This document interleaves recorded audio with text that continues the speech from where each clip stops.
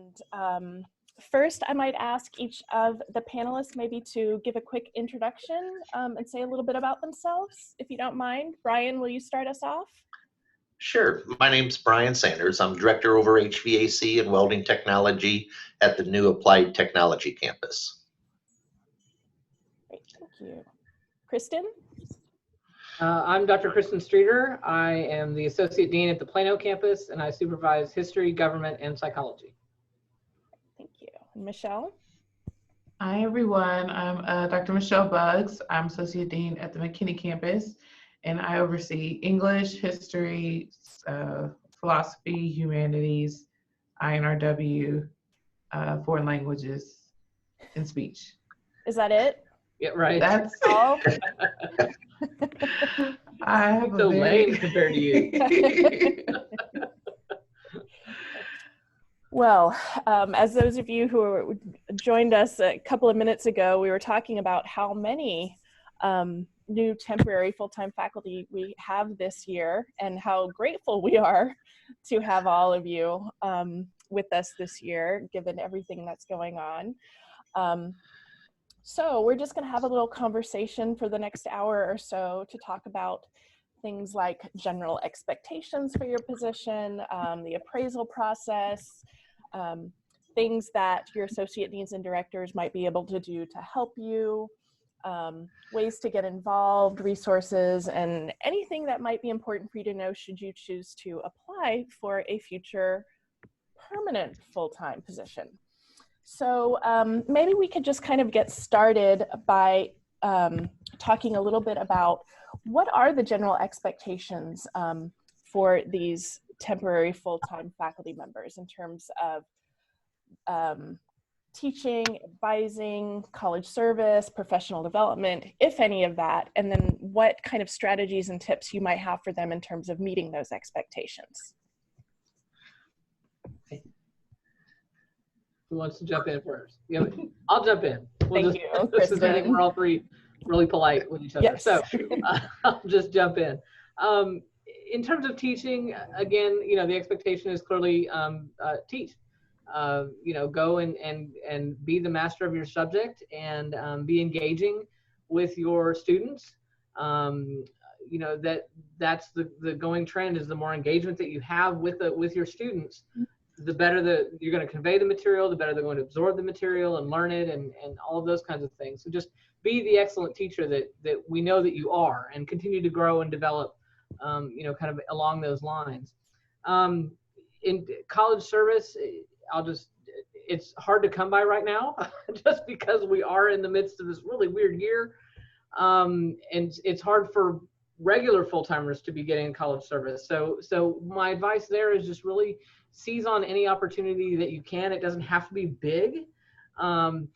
There are a lot of individual campus things, even virtual things that are available out there for you to do. So look for those campus kind of opportunities, I think, first and foremost. On a grander scale, I think the easiest thing to do in terms of service is get connected with Faculty Senate and see if you can serve on one of those subcommittees. That's kind of a good way to, again, get your foot in the door, get yourself known, which can help further down the line, but then also have some service. And then professional development, I'll also just touch on that. Go to anything and everything you can virtually. I mean, Allison's got great stuff that she's constantly offering. The ELC has lots of great stuff that's constantly being offered. Take advantage of that. I think that as a temporary full-time, you also have access to COE money. And so there are lots of virtual professional conferences in your disciplines specifically. So balance yourself out between you and your discipline and professional development, as well as all the technology stuff and teaching resources and all those kinds of things. I would add with teaching, one of the, and this might jump into one of the other questions, but I think it's really important. This is a really great time to be innovative with your teaching.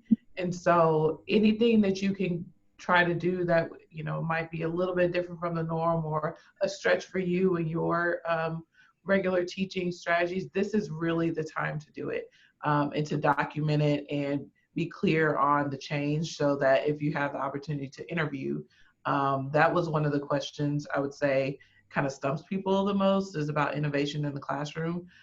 So I, definitely try some new things if you can, and keep in mind those evaluations, those student evaluations.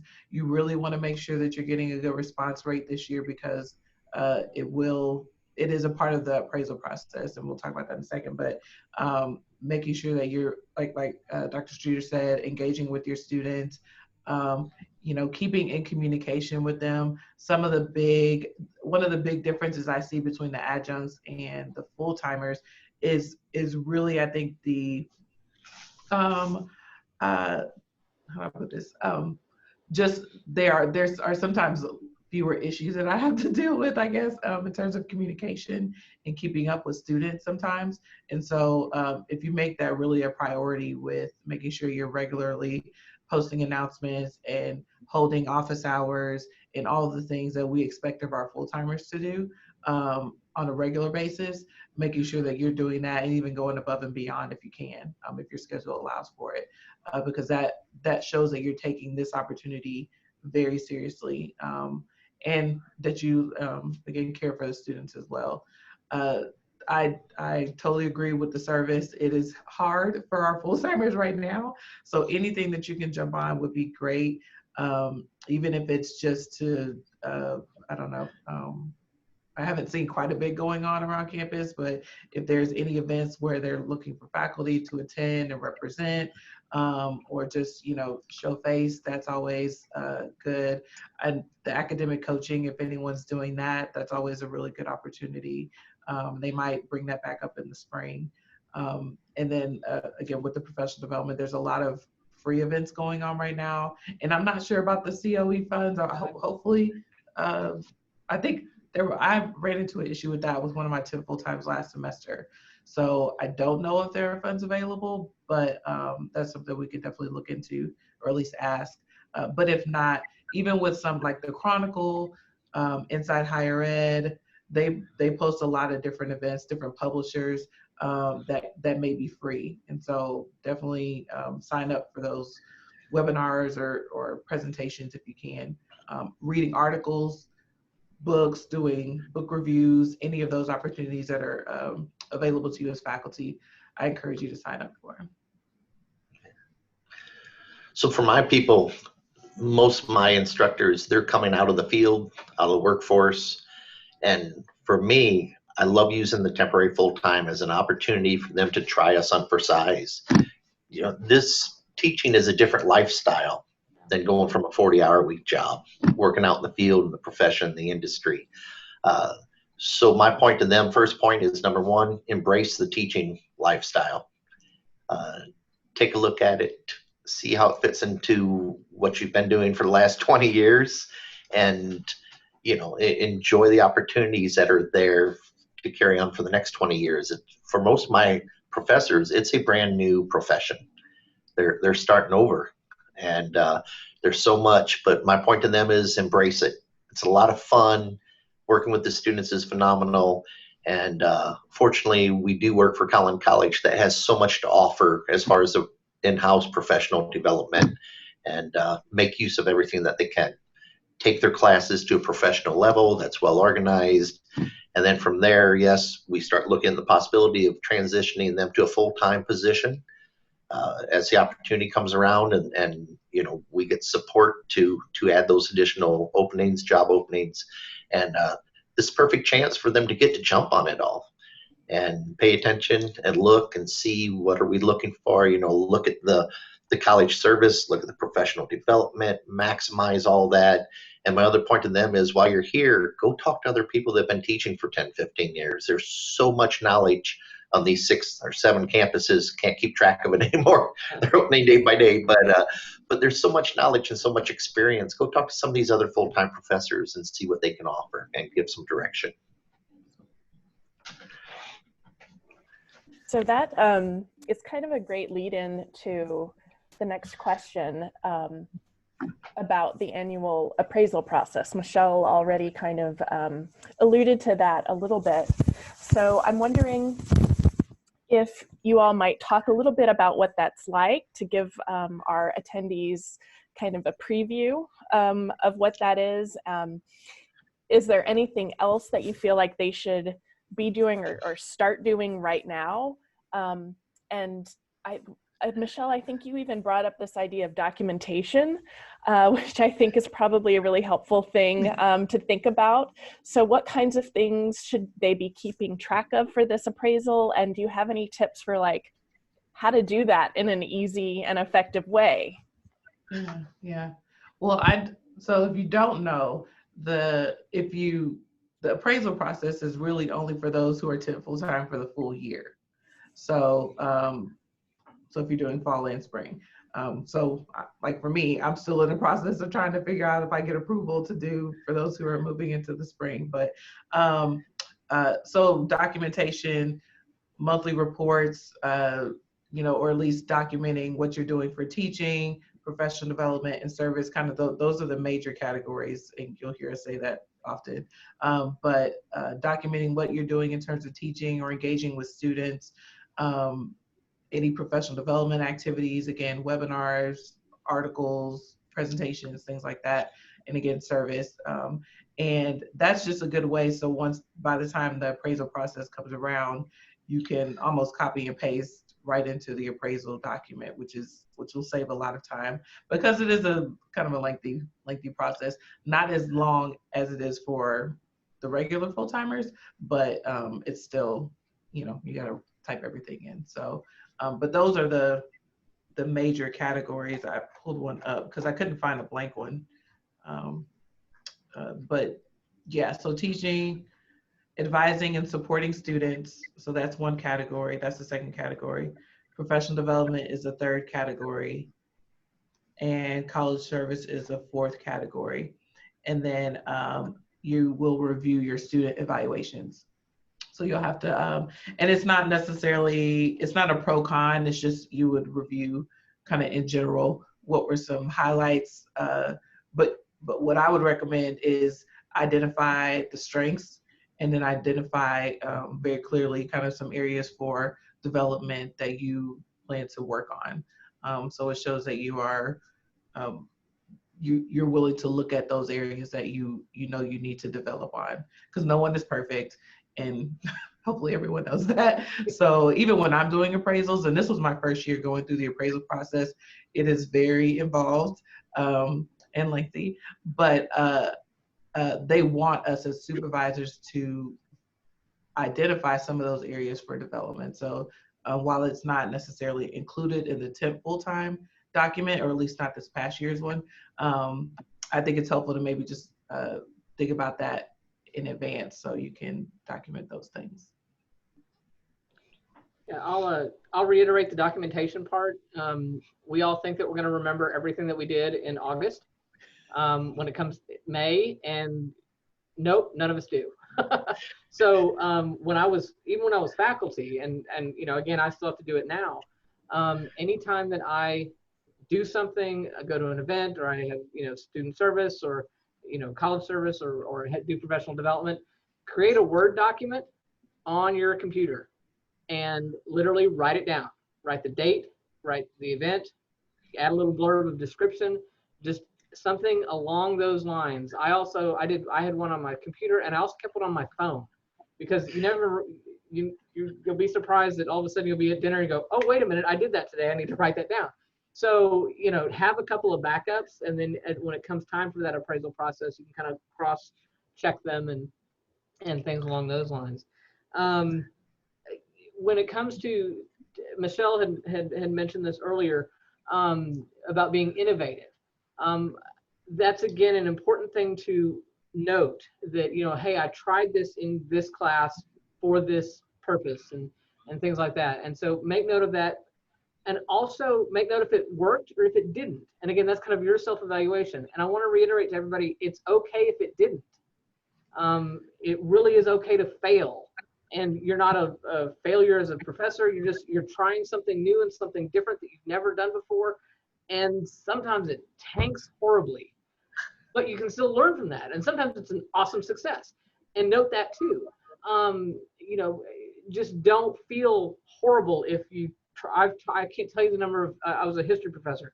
I can't tell you the number of history discussions that I really tried and I thought it was gonna be great. We're gonna role play it. It's gonna be awesome. And it just bombed. I mean, just and that's okay, because you learn from that and you go, okay, I still like the concept, but it didn't work out how I wanted it to. Note all those kinds of things and be self-reflective in everything that you're doing on all these different levels. That's, I think, a really important key to kind of growing and working yourself eventually into that full-time position. For myself, again, the documentation, I found that my MSO calendar, I had to put everything into that calendar. And my thoughts were at the end of the month, then I could clean it all up. That was a mistake. You need to do it weekly, because even at the month, I couldn't remember what I accomplished when I went on this visit and that tour and this class. And so I found that I just utilized every Friday morning. Now, rather than MS Word, I used a spreadsheet. I put columns in there for the college service and the professional development. And that way at the end, I could look straight down that column and pick it up. But same thing, along what you were talking about. To utilize that, keep it organized, because you'll forget. You just forget, because we do so much. We really, really do. We've got things going all the time, and you're teaching classes and you're developing and reworking it in meetings. The other thing I can suggest is that I found it was very beneficial for my new full-time temps. I meet with them weekly. And I bring them in every Friday. We have just a short 15, 20 minutes just to touch base and see how things are going. Because again, I'm not hiring, in my profession, I'm not hiring teachers to become college professors. I'm hiring somebody from the field to come in and be a college professor. And that's a bigger jump. And so it's nice to keep in contact so things don't get stretched too far. Especially handling students in a positive attitude and what the expectations are. The other thing we've touched on for our case is when I'm bringing somebody out of the industry to come teach, they've never dealt with SACs. They've never dealt with THECP, WECM, Access. And so I try to create a checklist that I go through with them to help them along, for me being supportive to them. And again, document, because you will forget at the end of the year. Yeah, there's so much going. I can't remember what I did yesterday. Much right. I know. I'm like, I need to update my resume because I'm right. I'm leave, but I'm like, I just need to document. Yeah, I do the same thing. So Can I ask a quick follow-up question though? And I didn't prep you all with this question. So as you're talking about documentation, and I love the spreadsheet suggestion, it's easy to think about what to include when you talk about professional development or service. Like, I went to this event, I helped with this, et cetera, et cetera. When you say document what you're doing with your teaching, do you have any examples of the kinds of things that you would recommend that people write down for that category? Does that make sense? Yeah, so I made use any time that we had where we took the class to work with Habitat for Humanity to install systems into the homes for the people that were receiving homes or buying homes technically from them, and things like that. How did it go? How was it organized? What would I change next time? Again, as stated before, you're not a failure if it didn't work. You tried and you gave it a shot. And our organization going to those types of applications outside the classroom, I wanted to document and I wanted to have suggestions further down. So I would keep all those notes that I brought it back later on, anything innovative. And the other thing is I started making a lot of contact with other instructors from other campuses, asking how they handled things, and even other colleges. We're a pretty small network within the state of Texas. As huge as we are, the people are still there and they're always willing to help. I can call any other community college around and somebody will be happy to help me with laying things out and get ideas, how to teach this particular class. So it's out there, and keep the notes and keep it moving forward. It's all that's important. Yeah, I would say for, right, like just as an example, we're doing a lot of online instruction right now. So if there is something that you typically did an in-class discussion for, but you're moving it online for a discussion board, you might tweak it a bit. Like that's one example. If anyone here is speech, I mean, students giving speeches online, like how do you facilitate that? How are you doing for history if you're moving your lectures to a different format? Like how are you keeping it engaging, or how do you increase student engagement and interaction with each other online? If that's something new for you, if you're used to teaching face to face, but now you're having to facilitate that in an online environment, what are you doing? So it's not necessarily that it has to be a new innovative idea for the field in general in teaching, but it could be something new for you that you're trying, that you got from someone else, that you're trying to figure out how does it work best with my instructional style, and adjusting that as you go. Because I think just my thought is that, you know, obviously we're not going to go back to, this is a whole new world in terms of teaching. So a lot of these things, we're going to have to find a hybrid version of doing it moving forward. So how do you take those lessons learned, and how are you going to apply that moving forward? Because what we're looking for are people who are going to keep their classroom interesting and engaging, who know how to keep themselves involved in their own career, keep themselves motivated in their own career, because I can't do that for you. So what are you doing to keep yourself active and involved in the classroom? So, and I'll kind of jump on that just to add another layer. Be detailed in your description of how you're being innovative. You can, I mean, even I've seen this on full-timers, you know, things that I'm seeing. You know, well, I made the shift to online teaching. Okay, so did everybody else in the world. But how? You know, again, like Michelle was saying, if you're now having your discussions go from a face-to-face setting to an online setting, how does that look different? How is it innovative? How is it different than what you've done previously? Again, the more detail, the more specifics that you can provide, the more that the people that are going to read future applications or your year-end appraisal or whatever can really recognize that, yes, you are doing something new and different for yourself or for, you know, teaching of whatever subject it is. But the more specific that you can be, the better you're going to convey that innovation to outside readers, your supervisor, all of those kinds of things. Mm-hmm. And get the students to help. So if you're doing something new and you want to get feedback, do it. And then what did you guys think? Did it work? Did it not work? And sometimes even those questions can help it stand out to the students. So when the student evaluation time comes around, they can maybe recall that that particular activity or learning process or whatever it is that you adjusted and did different in the class, because they're not necessarily going to know that it's innovative, but because it's the part of the class. So definitely get the students involved, because I think that helps figure out, well, where can you adjust if you decide to continue on using that activity or lesson. Great, thank you. That was really helpful. I think helped me understand a little bit better what you guys are looking for. So I'm wondering, Brian, you already brought up this idea of meeting with your faculty a little bit every week and the way that you all can support them. So I'm wondering then if we can talk a little bit about the resources in general that are available to our temporary full-time faculty, how their associate deans or their directors can be helpful to them, what they should know or how they can stay connected with people at the college, which is especially hard right now given everything that's going on. So just this kind of thought about things, resources they should know about, things that are here to help them.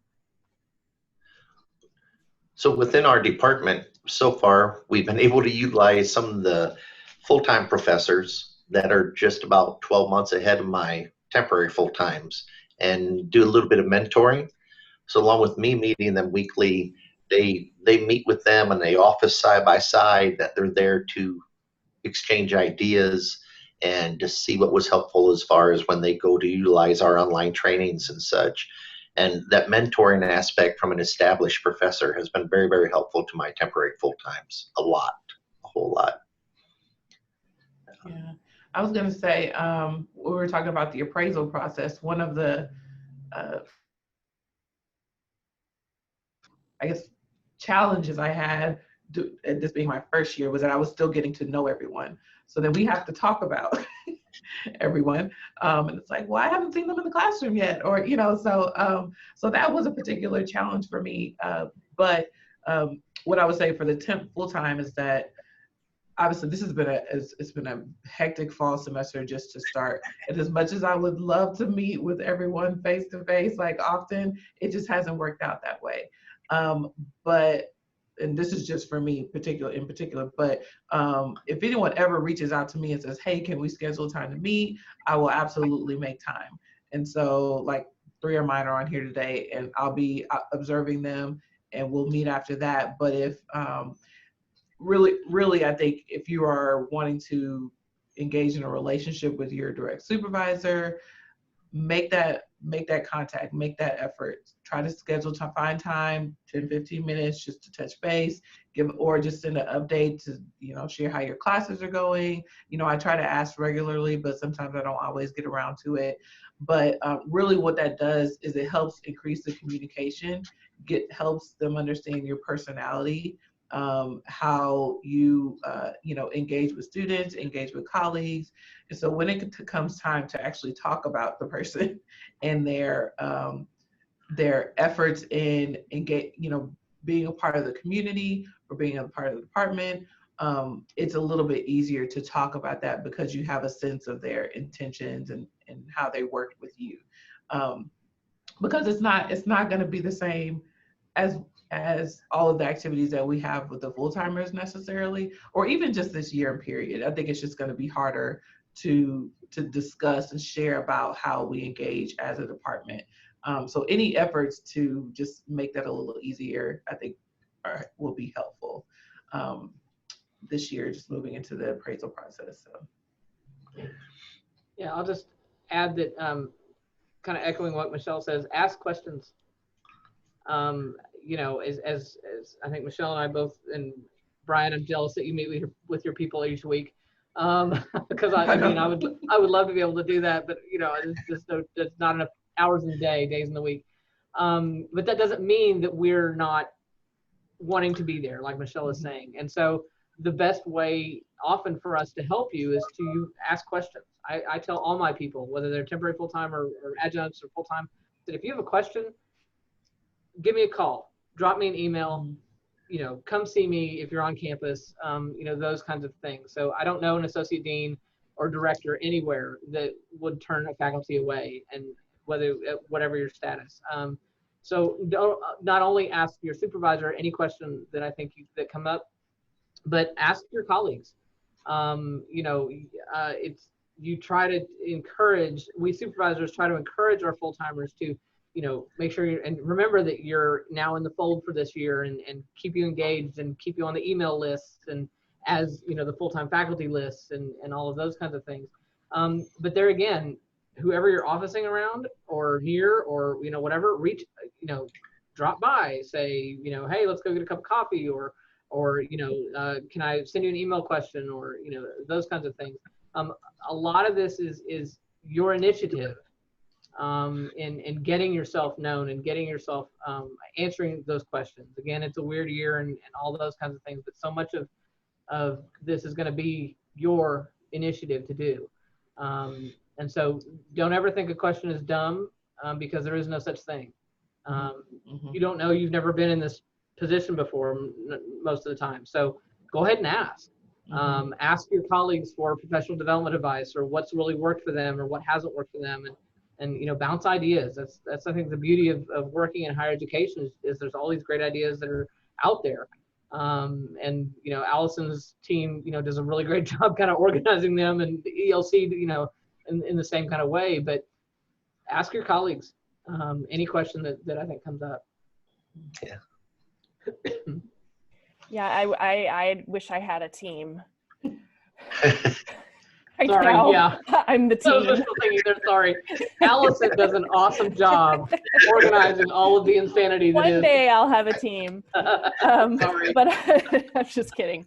I will add to that, if any of you ever have questions about teaching, or if you want to think through something about your teaching with somebody or practice an activity or whatever, my team is happy to help with that. So I'm not going to live that down. no, I know. I'm just giving you a hard time. But truly, I will extend that as well to you all. I'm here to help however I can, though I can't obviously help with all of the same things that your associate deans and directors can, but I'm here as a resource as well. And you mentioned general, I guess, resources. If we're talking about, like, I'm sure you could do it, but about just like prepping for a full-time interview, being familiar with the current resources for students is, I think, one of the, and just the environment overall is one of the best strengths that you can really tap into when you're talking about just being like an internal candidate. So in some of those scenario questions that might come up, referencing access, referencing the tutoring services, but in order to do that, you actually have to use them. So being familiar with all of the different terminology, especially as it relates to student success, and that ultimately is the goal. That's what we are all here for. Your mission, your work is teaching, and that is the backbone of this institution, and we are here to support. And a big part of that is helping students be successful. And outside of the classroom, there are a ton of services that students can really tap into. So even amidst COVID, and as students struggle with balancing different AB schedules and online instruction and all of that, thinking about how do you help students be successful in the midst of that. And a lot of that goes beyond office hours, but helping them utilize the different services that are available, because you are the biggest promotion that they can have in terms of helping them, tap into those resources. So just to know that if you're not familiar with them, and I'm still learning, to be honest, but as often as you can, refer that out to the students, make a page on your Canvas shell. And then if you have the opportunity to interview, kind of weaving some of those things in so that it shows that you have actually utilized them for the benefit of student success. That is the perfect segue to my next question, Michelle. Way to go, Michelle. You did that on purpose. Which is, what are some other things that perhaps our temporary faculty should know if they're interested in applying for a potential permanent full-time position in the future? What kind of tips and strategies and knowledge can you share with them about that process? So I know from my, so for my professors, I tried to explain to them that, this is an opportunity for them to interview us as much as we're interviewing them, but every day is the job interview as we move forward and look at a permanent position. And, how invested are they into the department, their students, and we look at all that. And it's, for us as a hiring managers, is phenomenal. I love being able to bring somebody in temporary full-time, because I have 16 weeks to evaluate them rather than a 40-minute job interview. And vice versa. They can look and see how we are as an employer. What are they looking for, and are we able to offer what they want? So I do have them focus that this is a job interview all the time. But again, it goes both ways. They're watching us as much as we're watching them in a positive aspect. We're just all looking for a good fit. And we want somebody who's going to fit in that classroom, that's going to fit with the students, that is long-term, and is worried or focused on that outcome. Are they giving us a fully trained student that got what they needed out of that class? And that's the end all for us, is the student taken care of. Yeah, my advice on application and interview and all those kinds of things. Again, the devil's in the detail. You need to make sure that your cover letter is a strong cover letter. without spelling errors. You need to make sure your CV is up to date and current without spelling errors. I know that may sound stupid and may just like, duh. I can't tell you how many number of searches we've been through that's often a deal breaker. I mean, and even for temporary full-time. Yeah, you are on, like Brian said, you're on a perpetual interview. This is a good opportunity. Your name is now better known than perhaps the 112 other candidates that we're going to see. But if you want to make sure that you maintain that top tier, be detailed in your application and your letters and all of those kinds of things. And the same is true for the teaching demonstrations. If they ask for you to teach on a certain subject, teach on that subject. Don't go rogue. Rogue doesn't do you any good. It really doesn't. It may sound great in your head and it's innovative and it's kind of a different spin. Don't do it. Really, really, really. Put your own spin on it, but make sure you're staying on the subject that they want you to teach on. It's those kinds of little things that can really often make or break you. If you've got this great opportunity and if you tank it, you're going to miss the cream of the crop. So just be mindful of those kinds of things. Mm-hmm. Yeah, I would echo all of that, especially with the grammar and the spelling and the CV. And I'm a big formatting person. So, and this is just me being a little nitpicky, but I think presentation matters, so how, if it's all just, everything's all over the place and misaligned and there's no header or anything, there are plenty of examples of what a good CV, a quality CV looks like, a quality cover letter looks like. So really at this level, especially if you've applied multiple times, there really is no excuse, from my perspective. And definitely echo on the teaching demo, confidence. Yeah. Be confident in what you were teaching. Make sure you know what you're talking about, which I think isn't the hard part. It's the execution of it. It's how do you show that you are comfortable in front of students, which is how typically we're supposed to be treated, but also peers, so being confident in your presentation, staying on time is huge. Huge. Say 15 minutes. You have got to practice that sucker 2 to 3 times. Because oftentimes if we're doing interviews, we're on a time limit. So I won't tell you how many history interviews I had to sit in this last round, but it was a lot. So time was super important to me, like really important. So making sure that you're staying on time, that you're actually answering the question, and there is no problem asking someone to repeat the question. It's not a problem because we know there's a lot of information and your mind is kind of processing a lot at the same time. So if you need it repeated, that's fine. The most important thing is to actually answer the question that you've been asked. To make sure that, because there's a point to every single question.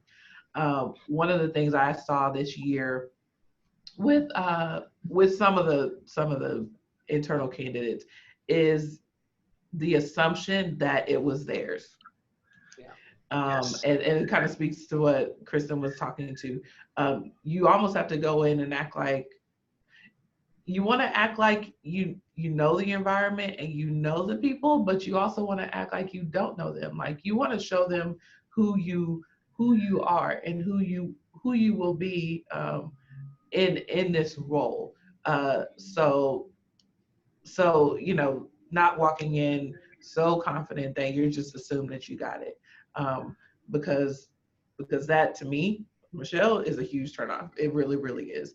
I want to know how you're actually going to function when we're on a team, when we're in a meeting. Like, how would you actually interact and engage with the folks that you're going to be working with, and with me?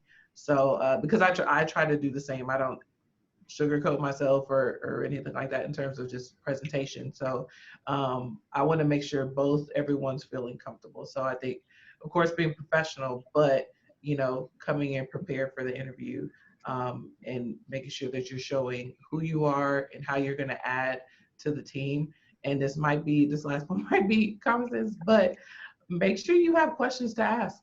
Yep. Have questions to ask. So, again, it's kind of some of the same people came in and was like, yeah, I'm good. Like, okay. All right. So have questions to ask. So even if think you know everything about the position and the college, if we're interviewing and I'm going to be your supervisor, ask about me. Ask, what is your supervision style? What are the expectations you have for your full-time faculty? And so on. So have something to ask with every single group that you're going to be interviewing with. And it doesn't have to be 50 questions, but at least 1 or 2 will do. So. Well, is there anything else that we haven't really touched on yet that you feel like our group would benefit from knowing? I Feel like we covered it? Yeah, I think we hit the highlights pretty well. Okay. Yes. Stay out of trouble. Yeah. Hold your classes when they're supposed to be. I know that sounds and common sense, but I can't tell you, just trust me on the experience there. Yes. Yeah, don't just. Yeah. Because it's that one negative time where something may have happened, and even if we're not the one making the decision, it's like, oh, was that the person that, so keeping your head low, but doing your job. I mean, doing your job really is, I think, is the best thing that everyone can do. Yeah. So if it's okay with you all, I'd like to open it up to our attendees to see if they have any questions to ask of you all while we're still here together. Certainly. You can type it into the chat if you would like, and I can ask the panelists, or we don't have a huge group, so I think it's probably also okay if you want to unmute yourselves and ask them yourself.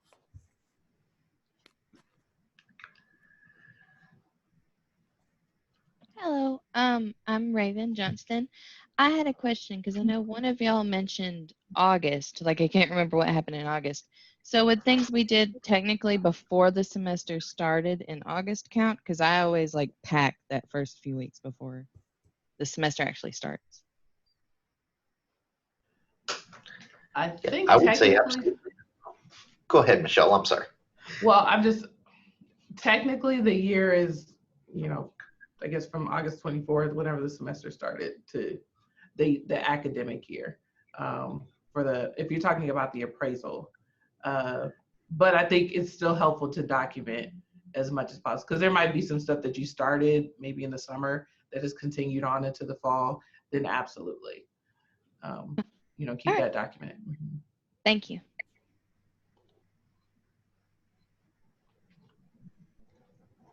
Sean Kennedy is asking, can you elaborate more on some good examples of questions to ask the interviewing committee?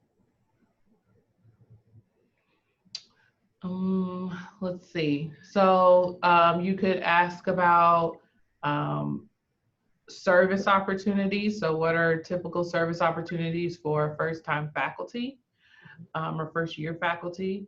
If it's on professional development, you might ask the committee, if it's to the faculty, what are some good professional development opportunities that they have taken advantage of that they would recommend for first-time faculty. So the questions can really focus on what are some things that you could be thinking about, in anticipation of potentially getting the job, and thinking about how do you plan for your first year. So as a new faculty member, what's a good plan of action, to be successful in your first year as a faculty member at the McKinney campus? Well, can you elaborate more on the campus culture at Plano? From a faculty perspective, what are some of the major issues or things that you deal with students in your class or something like that? So I don't know, I could probably spit all day, but there's a lot of different questions that you can ask, especially spitballing off of maybe some things that have come up in the interview, in the discussion in the interview.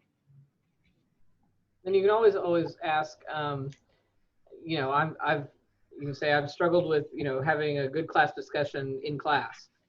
What are some techniques you guys have used, or how do you, you know, you can always ask kind of teaching techniques, you know, teaching innovations. Your committees are usually made up of primarily faculty. That's who you're going to teach to.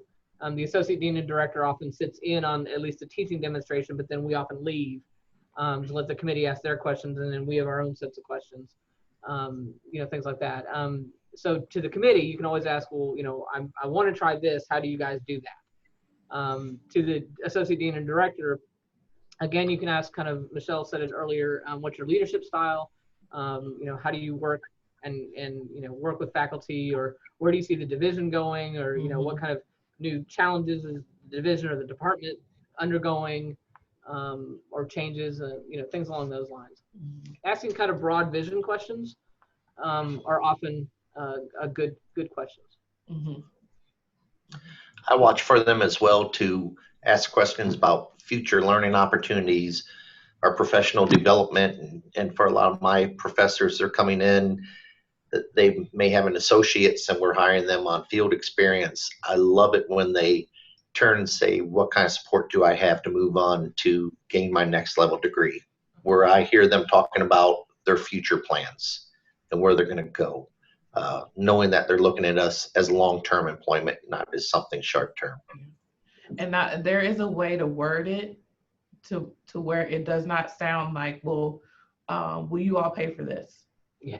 Because I got a question like that, and immediately it's like, okay, I see what your intention is, because all the questions that candidate asked about were really like the salary and the money, you know, which that will explain. I think you can assume that information is going to be explained, and we can work that out. But the questions, even if you're curious about that, you can word it in a way to where, like Kristen and Brent said, it's really broad. But don't just come out and say, hey, so are y'all going to pay for this?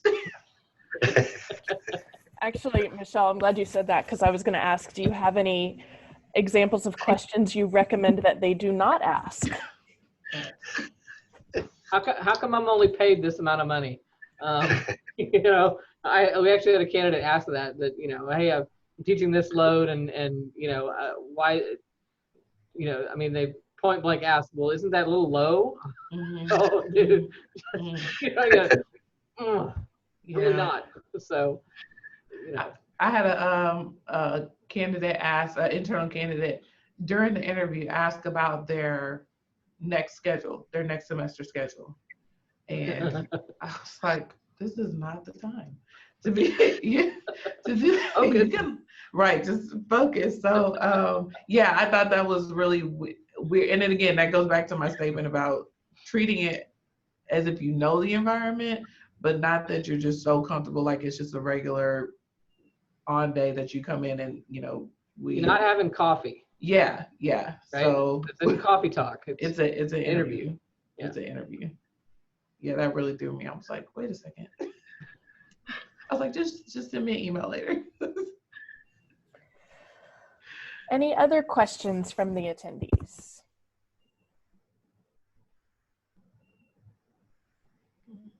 Good questions. If nobody else has one, I had a quick question. I guess this is kind of just general for teaching too, though. What is a good percentage that I should shoot for the student evaluation response rate? Question. That number's been bandied around a whole lot. 100%. Yeah.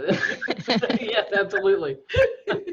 The more you get, the better. Right. And again, I mean, you know, and this is a perpetual struggle that all faculty are having, is how do you get students to fill those out now that we don't hand them out in paper, and you know, all those kinds of things. And you know, those are important because, again, as your supervisor, that is our only way to see, other than the one time we sit in your classroom, how are you doing? Are students responding to what you're trying to do in the classroom?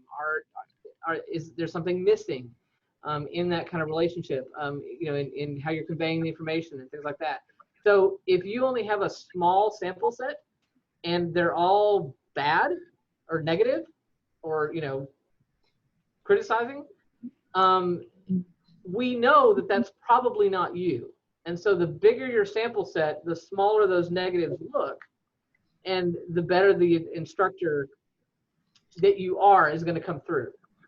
So that's really why we're trying to encourage you to get as much of a response as you possibly can from those student evaluations, just so that you can shine that much brighter.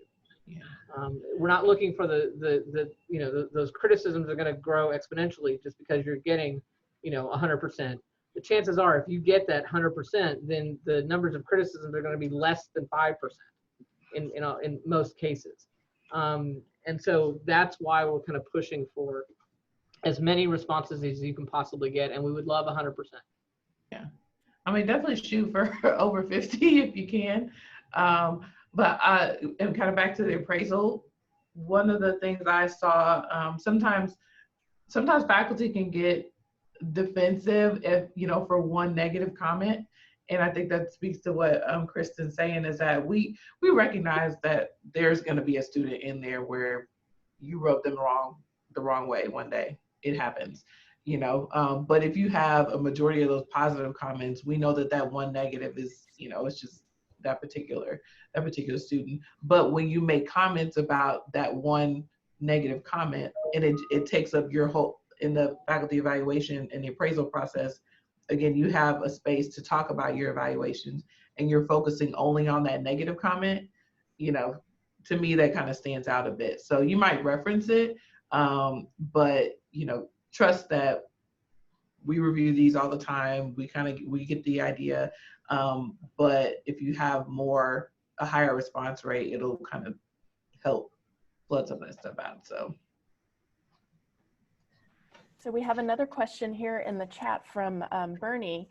With the new tech campus starting up with COVID, how would that play a factor in the interview process with this unique situation? Right, and it has been unique. It's been extremely unique. The interview, number one, we've reduced the size of our interview committees. Where we used to have 10 to 12 in there, we've cut it down to 5 to 6, and so it has addressed that. We are going to actual teaching demonstrations, though. We've maintained that. We had transitioned temporarily to doing Zoom, but fortunately, as things have lightened up, we're still going to do our presentations in a classroom. We're just going to spread out more with a smaller committee than we've had in the past. Other than that, that was the biggest factor that COVID had, was committee size. The rest stays pretty much the same. Yeah, I had to do mine over in spring. I had to do them all over Zoom, and it honestly, it wasn't as fun as it seemed at the time. It was a long process. So we know that it can be awkward. But I think just making sure your background is clean, and you're making good eye contact and all that. I think in going into next year, being prepared for anything is really the best scenario. So we would love to have them all be face-to-face because we want to be able to interact, but there is a chance we could have to do them over Zoom. But that doesn't mean that the process is necessarily going to stop. So just being prepared for everything. Yeah, Michelle brought up the background. Yeah, if you end up doing a Zoom interview, please don't have a roll of toilet paper in your background or a pack of toilet paper. Honest to God, it happened. And the interview could have been lovely, but you are not going to forget a thing of toilet paper sitting back here. Just not. So, I know that, again, we're all in these weird times, and whatever space we have in our own homes, if that's what it happens to be, and certainly the committee is going to understand that, but you don't want the toilet paper reminder rather than your presentation. You want that to shine. So, yeah. Well, and if details. If finding a good space is problematic, then you can always use that kind of fake background feature that Zoom offers. I've never used it, but I know a lot of people like it. So, well, we have just a couple of minutes left. One last call for any questions before we wrap it up.